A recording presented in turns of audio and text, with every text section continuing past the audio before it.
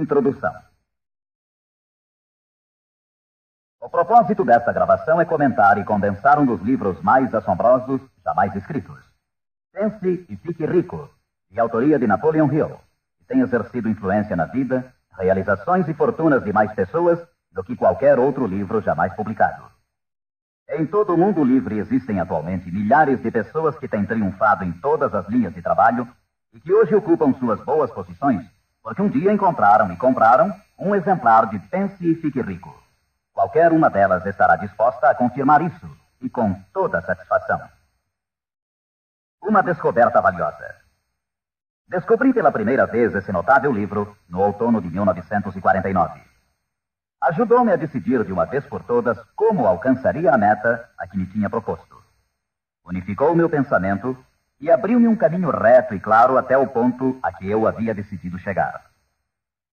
Um de meus melhores amigos, que encontrou o livro há anos, ficou tão fascinado pelo seu conteúdo que permaneceu em casa durante 3 dias, lendo e meditando acerca das ideias ali expostas. Depois, aplicou seus princípios e agora ocupa a posição mais alta dentro da indústria em que trabalha. Por outro lado, tenho estado nos escritórios de altos executivos e tenho escutado dirigentes de empresas famosos mundialmente, alguns com idade suficiente para serem meus pais. Todos eram unânimes em afirmar que após terem lido Pense e Fique Rico, seus negócios passaram a caminhar muito melhor. Qual é o segredo desse livro tão assombroso? Por que, entre milhares de livros sobre autoajuda, ele tem se mantido como a obra-prima mais destacada? Creio que para compreender o porquê, vocês teriam que conhecer Napoleon Hill, tanto quanto eu. Com certeza, não foi ele o primeiro homem que se rebelou contra a pobreza e contra a interminável luta ante a falta de orientação que via em seu redor quando ainda era um rapaz. Nem tampouco foi o primeiro a escrever sobre a matéria, mas possuía 2 habilidades únicas, altamente desenvolvidas, que raramente são encontradas num homem. A primeira era a maneira como focalizava seu tema. Hill procurava soluções para o êxito da mesma forma como um cientista busca trazer à luz da razão um segredo da natureza. Tratava de descobrir as formas do sucesso de igual maneira como Thomas Edison investigava os processos para chegar à luz elétrica, sem descanso, implacavelmente, até que a verdade, que sempre esteve ali, lhe foi revelada. Sua segunda virtude importante era a habilidade ou destreza para escrever sobre suas deduções, de tal forma que eram compreendidas intelectualmente num instante. Mas talvez o mais importante para este assunto em especial é que eram compreendidas também emocionalmente. O poder de modificar vidas. Quando alguém lê a última página de Pense e Fique Rico, já é um homem diferente. Um homem que se coloca de pé ao terminar a leitura e já começa a demonstrar as modificações que sofreu. Para ele, desapareceram as situações angustiosas, cheias de frustração e autoimpostas. Para ele, o caminho está livre. É um homem agora possuidor de uma singular capacidade de converter os sonhos em realidade, as ideias em fatos. O destino, a fatalidade, os maus efeitos das circunstâncias exteriores não mais o afetam. De passageiro do barco da vida, passou a capitão, traçando rumos e decidindo vidas. Para entender esse livro, temos inicialmente de compreender a realidade, o princípio ou filosofia que se estende como estrutura básica da obra. A menos que, seja o que for que você construa, esteja baseado na verdade, acabará com a estrutura caída e espalhada ao seu redor, como a armadura dos antigos guerreiros de Homero. O que não é baseado na verdade não pode sustentar-se. Não pode suportar a prova do tempo. A razão pela qual Pense e Fique Rico tem resistido à prova do tempo é porque repousa sobre uma base ampla e sólida, da qual se origina todo o sucesso do homem. O fato puro e imutável de que tudo começa com uma ideia. Um estado da mente. É uma filosofia baseada no fato de que a riqueza de qualquer classe começa com o que o autor chama de estado da mente. Pode-se começar sem nada mais que pensamentos, ideias, planos organizados ou algo semelhante. Os pensamentos são fatos.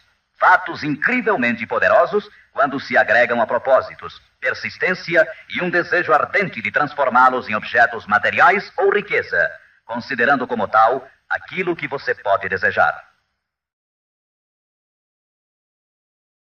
Os sábios têm dito desde há muitos séculos, e há pouco Charles Asserami escreveu: a verdade é que a mente humana é um organismo tão real como qualquer músculo do corpo, mas muito maior em força e potencial. E assim como a fibra muscular pode reforçar-se para conseguir conquistas incríveis. Assim, pois, esta é a verdade na qual se baseia Pense e Fique Rico. Se você sabe o que quer, e se o quer com força suficiente para alcançar o tipo de persistência que não se pode conter, com toda certeza você conseguirá o seu ideal. Controlando sua mente, você controlará seu destino aqui na Terra. 2 passos para o sucesso. Tendo em vista os princípios acima, falaremos adiante sobre os famosos 13 passos rumo à riqueza, tal como Napoleon Hill menciona em sua obra, lembrando sempre que riqueza é qualquer coisa que você possa desejar. Entretanto, antes peço permissão para fazer 2 indicações importantes.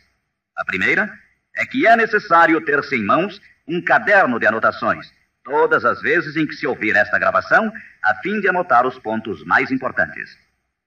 A segunda é que esta gravação foi idealizada para seu uso pessoal, acompanhando sua própria e estimulante jornada. Usar esta gravação para um grupo resultará apenas em auxílio temporário. Assegure-se de ter seu próprio exemplar, a fim de ouvir estas orientações, vez por outra, nos momentos especiais em que se sentir fora de rota. E agora, os 13 famosos princípios de Napoleon Hill. Primeiro princípio: desejo. Ponto de partida para todo sucesso. Primeiro passo para a riqueza. É aqui, precisamente aqui, que frequentemente tropeçamos num obstáculo. Algumas pessoas dirão: sei o que quero, mas como consegui-lo? Mais tarde, entraremos na questão da dúvida, mas de uma vez por todas esclareçamos se é possível ou não alcançar-se o que se deseja com toda a alma. Creio que Emerson expressou-se muito bem quando escreveu: nada existe pelo capricho da natureza. O fato de existir um desejo indica que os meios para realizá-lo existem na mesma criatura que o sente. Em outras palavras, não poderíamos ter um desejo sem que sua satisfação não fosse possível. Cada um de nós tem uma espécie de guia em seu interior, e nossos desejos se modificam segundo nossa capacidade e inclinação. Não importa o que você deseja, se o quer com toda a sua alma. Você o conseguirá, pois é inevitável. O desejo é uma obrigação. Em Pense e Fique Rico, Hill cita um exemplo após outro de que seu desejo ardente nada mais é do que uma espécie de retrato fiel do que você chegará a ser um dia. Portanto, determine agora mesmo e com firmeza o que você mais deseja, porque senão, como disse Helvécio, destruindo o desejo, destrói-se a mente. Todo homem sem paixões não tem em seu interior nem princípio de ação, nem motivo para agir. Uma boa forma de saber se em realidade você tem ou não um desejo ardente é examinar a maneira como procura alcançá-lo. Se você vai atrás daquilo que crê desejar, como se estivesse ensaiando, com timidez, com intenção de ir só se for seguro, não tem absolutamente um desejo ardente. Nunca chegará à segunda base se ainda mantém um pé na primeira. Entretanto, se está disposto a queimar etapas atrás de si, dizendo de uma vez para sempre: isto é o que desejo e eu farei de qualquer maneira, então você tem realmente o desejo que o conduzirá ao pleno sucesso. Com esse tipo de resolução, você será capaz de levantar-se após os tropeços que lhe sucederem. As únicas pessoas que não cometem erros são as que nunca tentam nada. Os tímidos são como afluentes de um lago. Nunca se aventuram ao mar amplo e profundo. Esses mesmos princípios atuarão sobre qualquer coisa que você deseje. Um lar harmonioso, uma carreira com mais êxito ou mesmo mais dinheiro para cuidar melhor de sua família e prevenir-se para os anos futuros. Para obter sua parte na prosperidade que o espera mais adiante, Napoleon Hill oferece a você a seguir 6 passos práticos e precisos. 6 passos vitais. Primeiro, fixe em sua mente a quantidade exata de dinheiro que deseja. Não é suficiente dizer: desejo muito dinheiro. Seja preciso com relação à quantidade. Existe uma razão psicológica quanto a essa precisão e que será abordada posteriormente. Segundo, determine com exatidão o que se propõe a dar em troca do dinheiro que deseja. Não é possível obter-se algo a troco de nada. Terceiro, estabeleça a data concreta em que terá todo o dinheiro que deseja. Quarto, idealize um plano definido para levar a cabo o seu desejo e dê início imediatamente. Quinto, coloque todas essas ideias no papel. A quantidade de dinheiro que deseja, o que dará em troca, a data exata e descreva claramente o plano idealizado. Sexto, leia sua manifestação escrita em voz alta pelo menos 2 vezes ao dia. Uma vez, imediatamente antes de deitar-se à noite, e outra, ao levantar-se pela manhã. Enquanto lê, sinta-se, veja-se e creia-se como se já tivesse o dinheiro, ou seja, qual for o seu objetivo. É importante que você siga estas instruções ao pé da letra. Ouça diversas vezes esta parte da gravação até que a conheça muito bem, pois o desejo é o mais importante dos 13 princípios. Este capítulo do livro termina com as seguintes palavras: através de algum estranho e poderoso princípio de química mental, ainda desconhecido, o impulso do desejo é envolvido por algo que não reconhece palavras tais como impossível e não aceita o fracasso como realidade. Segundo princípio, fé. A fé é imprescindível para o sucesso. Você jamais teria pensado em seu desejo principal se a fé não estivesse presente dentro de sua mente. Às vezes, você poderá encontrar dificuldades em ter fé em si próprio, mas tenha a certeza de que encontrará muita fé nesses princípios. Use-os, portanto.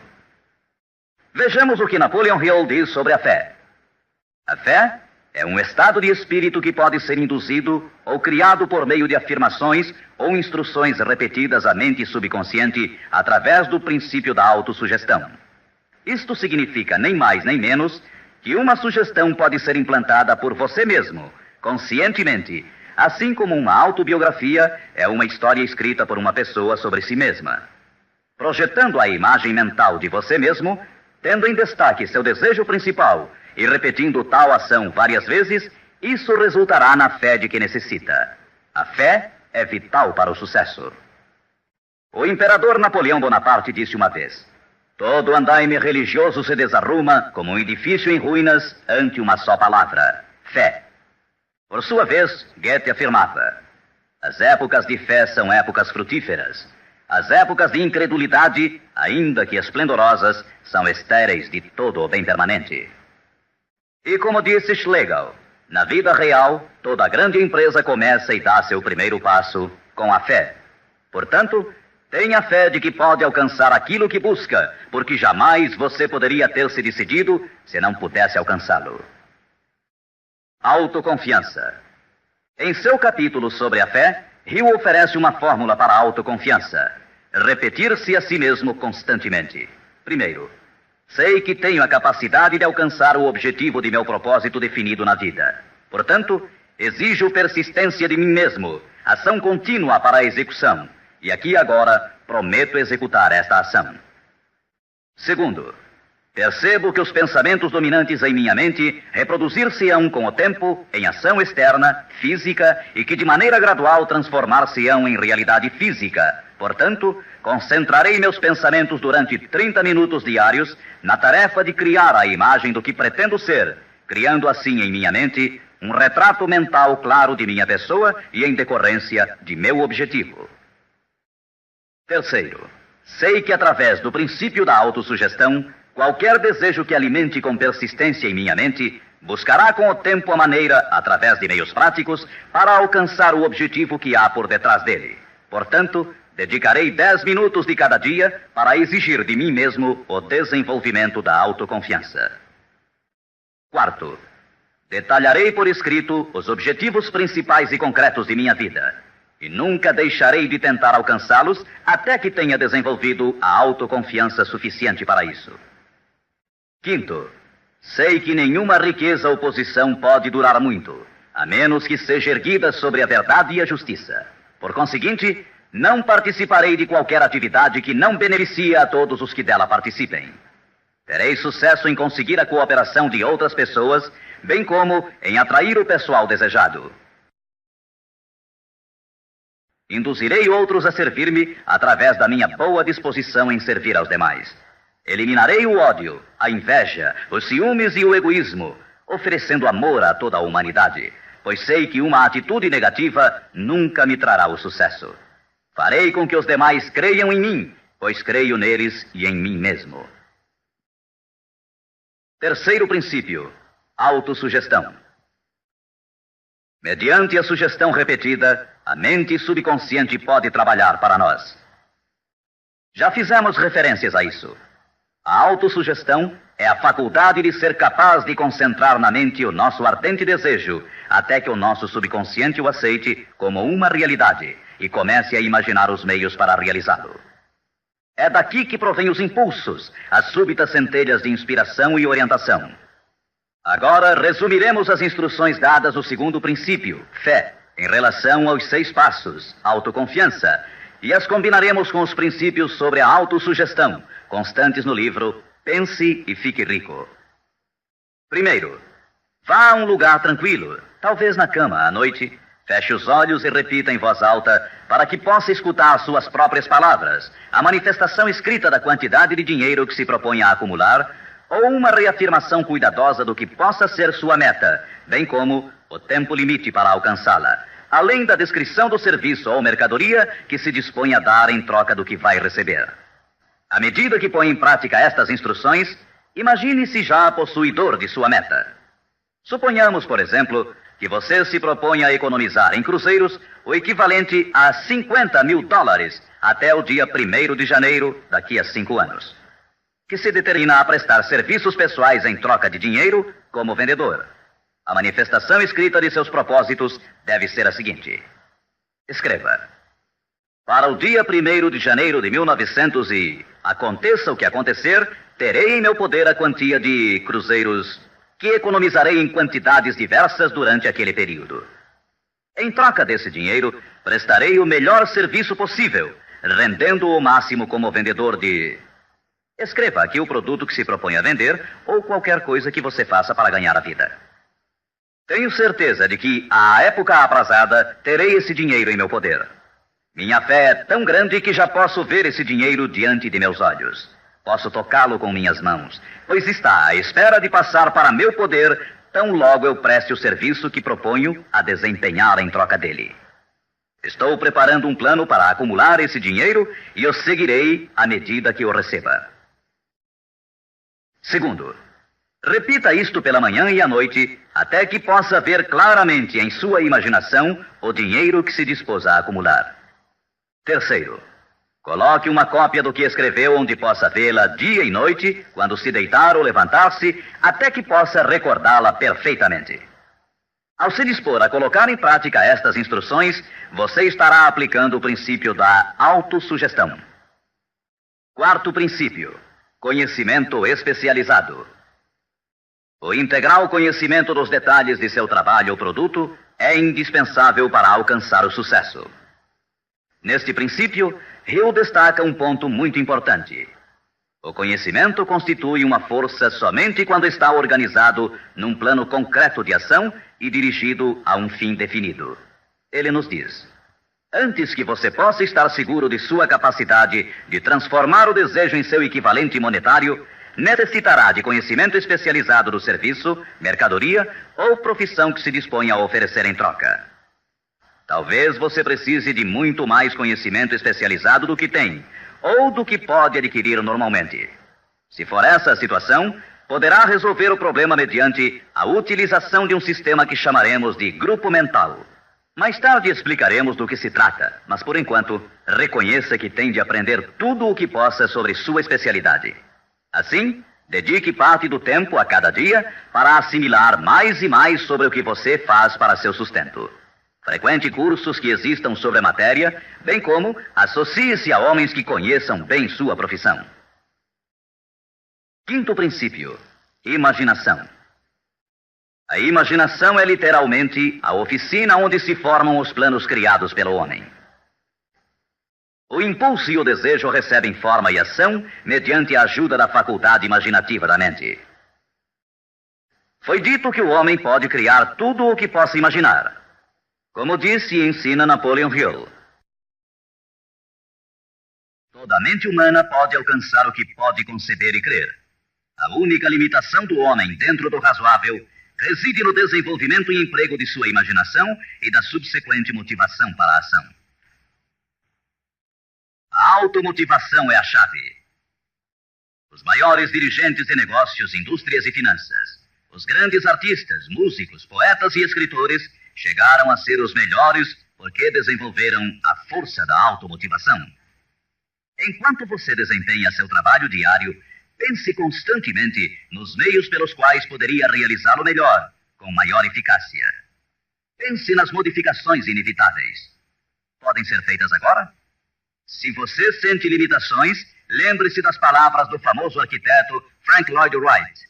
A raça humana construiu com mais grandeza quando maiores eram as limitações e, portanto, quando mais era necessária a imaginação para construir. As limitações parecem ter sido sempre as melhores amigas da arquitetura. Quando você construir seu futuro partindo desse ponto de vista, não se preocupe com as limitações. Recorde que estas podem ser suas melhores amigas, posto que requerem imaginação se tivermos que nos levantar acima delas. E como disse Beecher, a alma sem imaginação é como um observatório sem telescópio. Sexto princípio: planejamento organizado.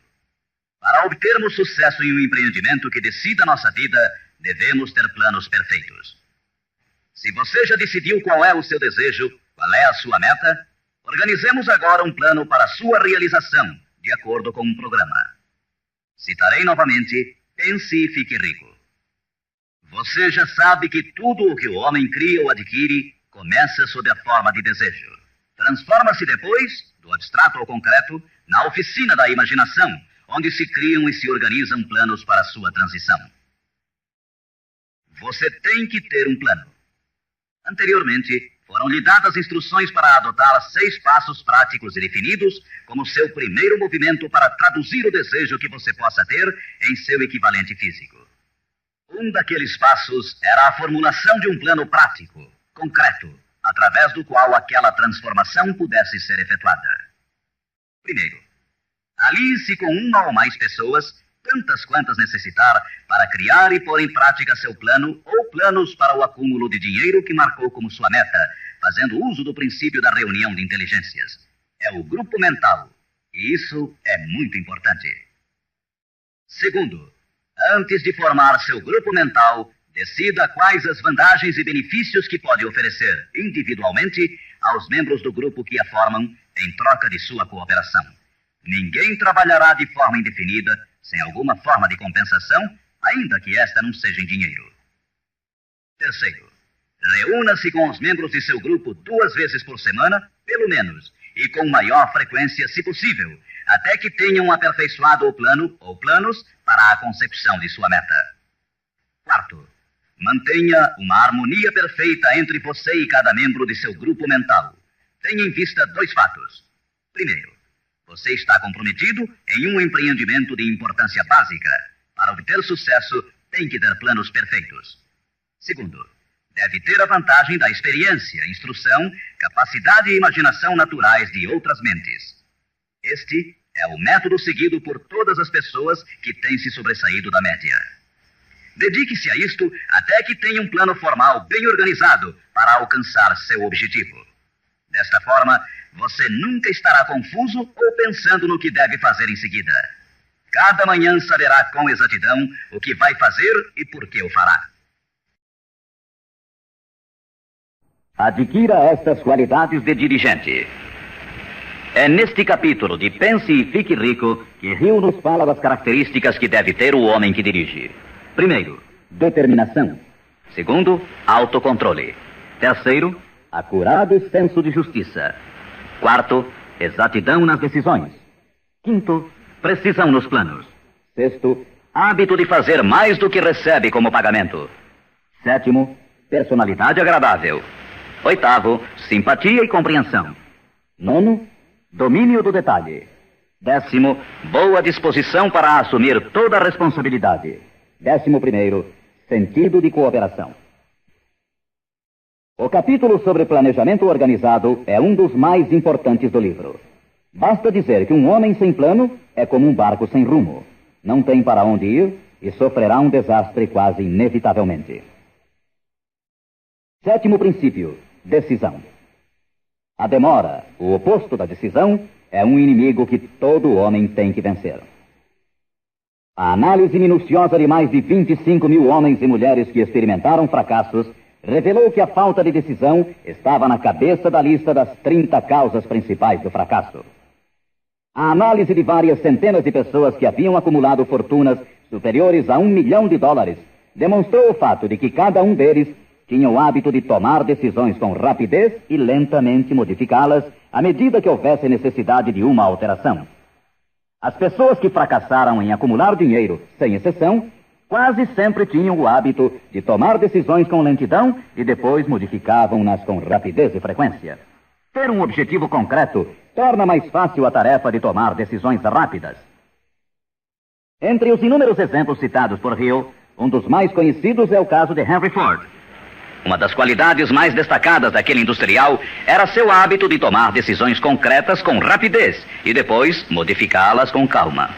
Esse modo de ser era tão pronunciado em Ford que lhe deu reputação de obstinado. Foi essa aptidão que o impulsionou a continuar fabricando seu famoso modelo T, o automóvel mais feio do mundo, mas naquele tempo o mais prático, apesar de todos os seus assessores e alguns dos compradores insistirem para que ele o modificasse. Talvez Ford tenha demorado muito em fazer as alterações, mas o resto da história é que sua firmeza de decisão produziu-lhe uma enorme fortuna, sem que fosse necessário modificar o modelo, e seguramente a companhia hoje não está pior por isso. Quando você tiver uma ideia, apegue-se a ela. As pessoas que fracassam, em sua maioria, geralmente se influenciam com facilidade pela opinião dos demais, deixando-se inclinar sem dificuldades. Permitem que os jornais e falatórios dos vizinhos pensem por elas, mesmo sabendo que as opiniões são as mercadorias mais baratas da terra. Siga seu próprio conselho ao colocar em prática os princípios aqui descritos, tomando suas próprias decisões e seguindo-as. Não faça confidências a ninguém, exceto aos membros do seu grupo mental, e tenha muito cuidado na seleção desse grupo, escolhendo somente aqueles que simpatizem e harmonizem totalmente com seus propósitos.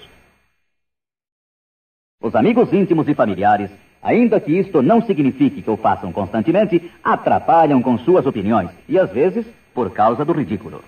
Milhares de homens e mulheres arrastam consigo complexos de inferioridade durante toda a vida, porque alguma pessoa bem intencionada, mas ignorante, destruiu toda a sua confiança através de opiniões ou expondo-as ao ridículo.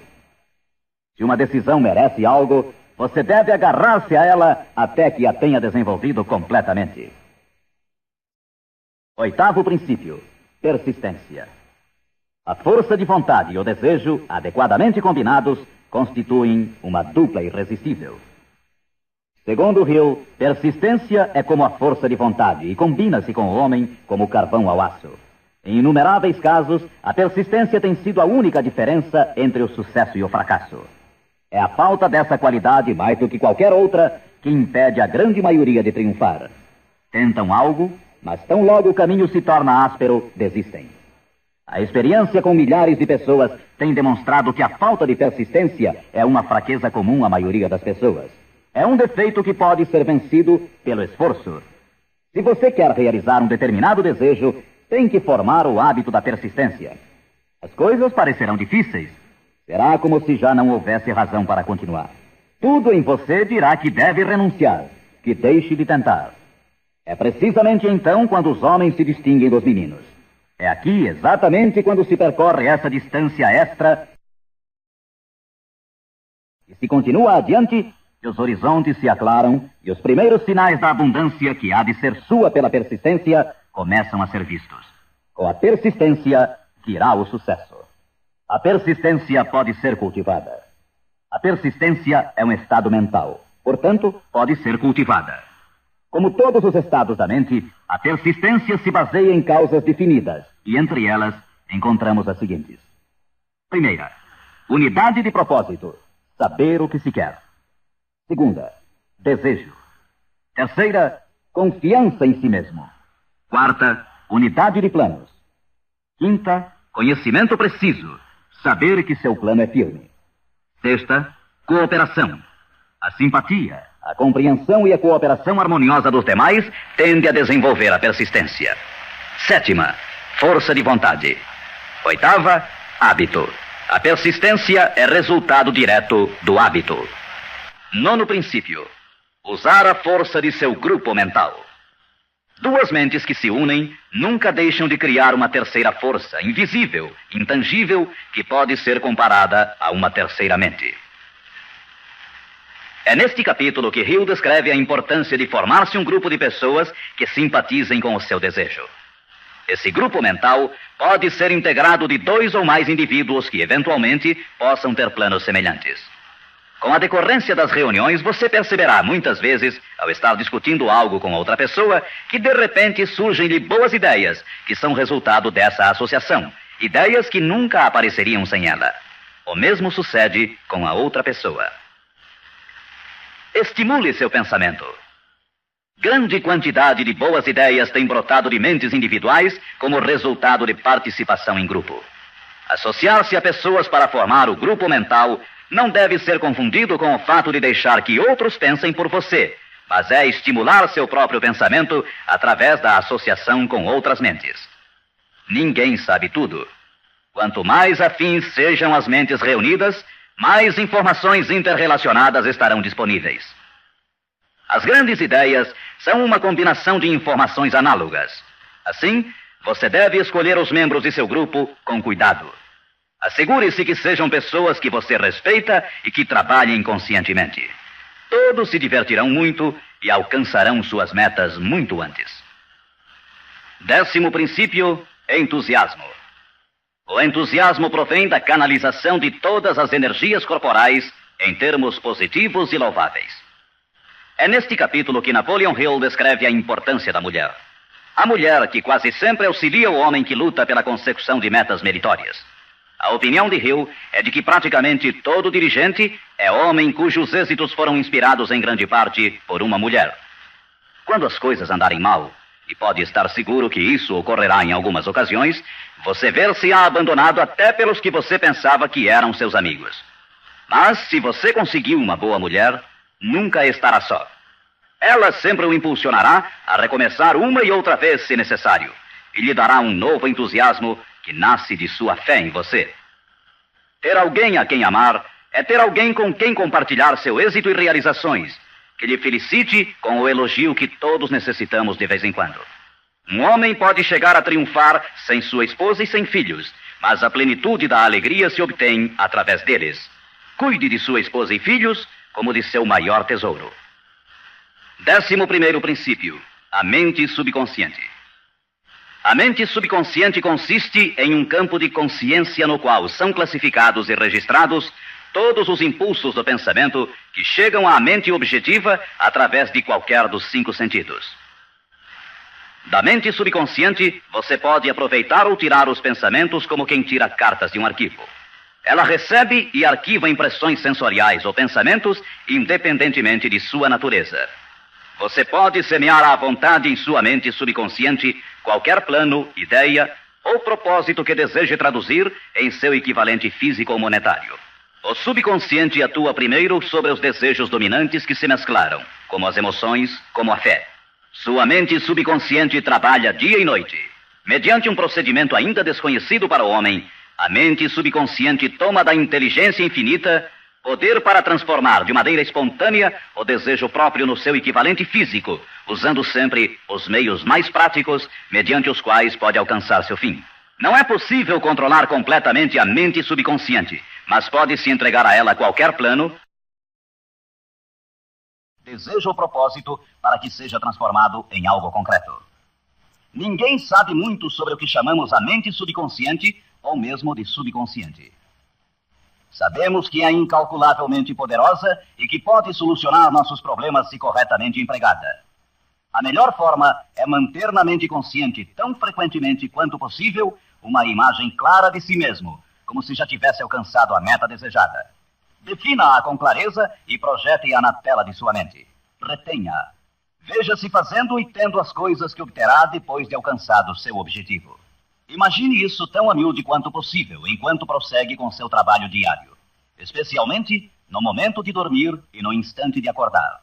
Assim, seu subconsciente começará a conduzi-lo pelos caminhos mais lógicos para o objetivo que imaginou.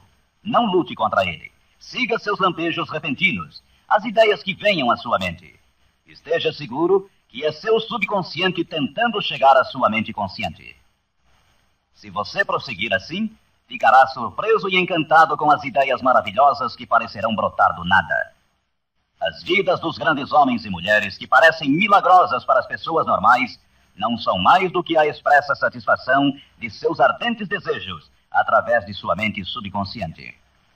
No princípio seguinte, falaremos mais sobre o sexto sentido, que parece controlar a vida dessas pessoas, mas somente dos que souberam condicionar sua mente subconsciente.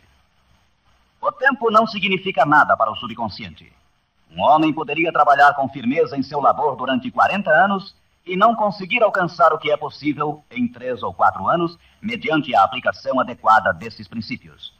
Sua mente subconsciente não pode permanecer ociosa. Se você não implantar desejos dentro dela, quaisquer ideias que surgirem como resultado de seu descuido servirão de alimento para ela. Lembre-se que você vive no meio de todo o gênero de impulsos e pensamentos que chegam a seu subconsciente sem seu conhecimento. Alguns desses impulsos são negativos e outros positivos. Você deve evitar os impulsos negativos e ajudar a influenciar de maneira espontânea sua mente subconsciente mediante impulsos positivos de desejo. Quando conseguir isso, terá a chave que abrirá a porta para o subconsciente.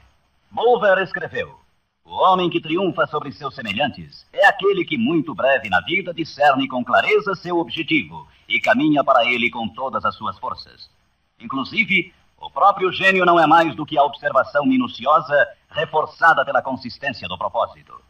Todo homem que observa atentamente e atua com firmeza converte-se inconscientemente em gênio. Há que se notar que foi dito inconscientemente. Saiba o que quer.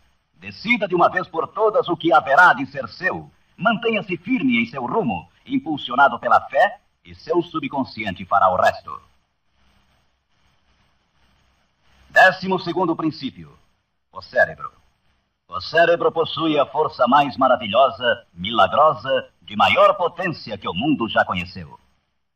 Se você tivesse acesso a toda a riqueza do mundo e pegasse apenas uma moeda, estaria fazendo mais ou menos o que muito provavelmente tem feito ao usar seu cérebro. Nada é mais lastimável no mundo do que a incompreensão da maioria das pessoas com relação ao potencial de seu cérebro e das mentes consciente e inconsciente, às quais está acoplado. Sua própria central elétrica. O número de linhas que ligam entre si as células cerebrais é igual ao algarismo 1, seguido por 15 milhões de zeros. Calcula-se que existem de 10 a 14 bilhões de células no córtex cerebral humano normal. É inconcebível, pois, que esta intrincada maquinaria deva existir com o único propósito de manter as funções físicas inerentes ao desenvolvimento e manutenção do corpo físico. O cérebro é o mecanismo que nos deu o avião supersônico, os satélites artificiais, os foguetes que adentram no espaço exterior, as artes, as ciências, etc. Tudo o que hoje sabemos, usamos e usaremos no futuro, tem saído desta pequena massa cinzenta que todos nós temos. Pode você duvidar, ainda que por um momento, de que pode trazer a você e aos seus o que quer que deseje aqui na Terra? É evidente que não conseguirá se admitir que sua força é como a de uma pessoa que deixa de agir, como aqueles que nem sequer pensaram nisso alguma vez. Deixe para o cérebro o trabalho que você decidiu realizar e veja como ele o executa. 13º princípio: o sexto sentido. O sexto sentido é o equipamento receptor através do qual chegam à mente ideias, planos e pensamentos que às vezes recebem o nome de lampejos repentinos ou inspirações. O sexto sentido pode ser descrito como sendo o sentido através do qual a inteligência infinita pode e efetivamente se comunica com o indivíduo de maneira espontânea e sem esforço algum por parte deste. Eis aqui a base desta filosofia. só pode ser assimilada, compreendida e aplicada depois de dominados os primeiros 12 princípios. O sexto sentido é aquela parte da mente subconsciente que nos referimos como imaginação criadora e desafia qualquer descrição. Por outro lado, torna-se difícil explicar o que seja para qualquer pessoa que não tenha dominado os demais princípios desta filosofia, o que estes princípios representam, porque falta a essa pessoa o conhecimento e a experiência com os quais possa comparar o sexto sentido. Este sentido pode ser adquirido. O sexto sentido não é algo que possa ser ligado e desligado à vontade. A capacidade de empregar essa enorme força chega pouco a pouco, através da aplicação dos outros princípios que esboçamos. Muitos indivíduos adquirem um conhecimento prático do sexto sentido antes dos 40 anos de idade. Entretanto, com maior frequência é adquirido depois de bem passados os 50, porque as forças espirituais com as quais está intimamente ligado o sexto sentido geralmente não amadurecem e chegam a ser utilizadas, senão através de vários anos de meditação, de autoanálise e de pensamentos corretos. Todavia, nada nos impede que comecemos a desenvolvê-lo desde agora, aplicando com entusiasmo os princípios que foram expostos até aqui. Lembre-se disto. O homem nada pode criar que não tenha gerado antes sob a forma de um impulso de pensamento, que vai se traduzindo em equivalente físico, ainda que seja pensamento espontâneo ou involuntário. Finalmente, recorde-se sempre deste conselho. Afaste o temor de sua mente, concentrando-se na imagem mental de sua meta, seu maior desejo, e pensa. O que vários homens famosos acharam desta mensagem. Agora, quero mencionar que Pense e Fique Rico tem recebido a entusiasta aprovação de muitos dos maiores homens que existiram. Todos esses grandes homens aplaudiram e usaram os princípios de Napoleon Hill. Citarei somente alguns. Os presidentes dos Estados Unidos, William Howard Taft e Woodrow Wilson. F.W. Woolworth mencionou que havia aumentado muito sua cadeia de armazéns, aplicando muitos destes princípios. Robert Dollar, que construiu uma grande companhia de navegação, escreveu: se há 50 anos tivesse usado esta filosofia, imagino que poderia ter feito tudo o que fiz na metade do tempo. Tenho esperança que o mundo a descubra e o recompense. Samuel Gompers disse: o domínio destes princípios é uma apólice de seguro contra o fracasso. John Wanamaker, o príncipe dos comerciantes, escreveu: sei que seus fundamentos são reais, porque os tenho aplicado em meu negócio há 30 anos. Também o aplicaram George Eastman, o maior fabricante de câmaras fotográficas do mundo, Thomas Edison, Luther Burbank, Theodore Roosevelt, E.M. Statler, John Rockefeller e muitos mais. Como é óbvio imaginar-se, as opiniões destes homens não poderiam ser compradas com todo o dinheiro do mundo. O que temos mencionado aqui pode mudar sua vida, pode trazer-lhe todas as coisas proveitosas que deseje na vida para você e sua família. Afaste-se da média, do medíocre e enderece seu rumo de acordo com os sonhos de seu coração. Estes 13 princípios não o decepcionarão nunca enquanto você os empregar. Sua grande oportunidade pode estar precisamente onde você se encontra agora. Siga estas instruções fielmente e o resultado aparecerá diante de você. A última recomendação de Napoleon Hill: não procure a oportunidade longe, mas sim a reconheça e aproveite-a onde você se encontra.